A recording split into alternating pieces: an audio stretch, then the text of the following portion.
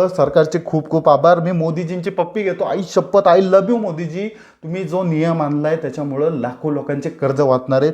जय मोदी. माझं आयुष्यभराचं मतदान तुमच्यासाठी. हर हर मोदी. जय जय मोदी. रोहित शर्मा कालपासून टेन्शनमध्ये आलेला आहे. वर्ल्ड कप फायनलला रोहितने एवढं टेन्शन घेतलं नव्हतं, तेवढं टेन्शन रोहितने घेतलेलं आहे. मित्रांनो, रोहितने नवीन गाडी घेतली, लाल कलरची लॅम्बोर्गिनी घेतली. आता विकायची कुणाला हा प्रश्न रोहित शर्मा पुढे राहिलेला आहे. सपना 11चं अस्तित्व धोक्यात आलेलं आहे. कारण मित्रांनो, काल लोकसभेमध्ये एक बिल पास करण्यात आलं ज्याच्यानुसार जेवढे पण ई स्पोर्ट्स गेम्स आहेत त्याच्यावरती तुम्ही पैसे लावू शकत नाही.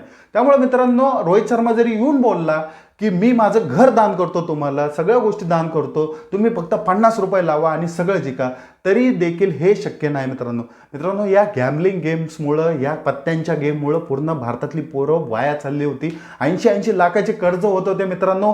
हे येतात, ॲडव्हर्टाइजमेंट करून जातात, ह्यांना काय फरक पडत नाही. करोडो रुपये त्यांना त्या गोष्टीचे भेटतात, परंतु आपला सर्वसामान्य माणूस ह्याच्यामध्ये मेलाय, मरतो.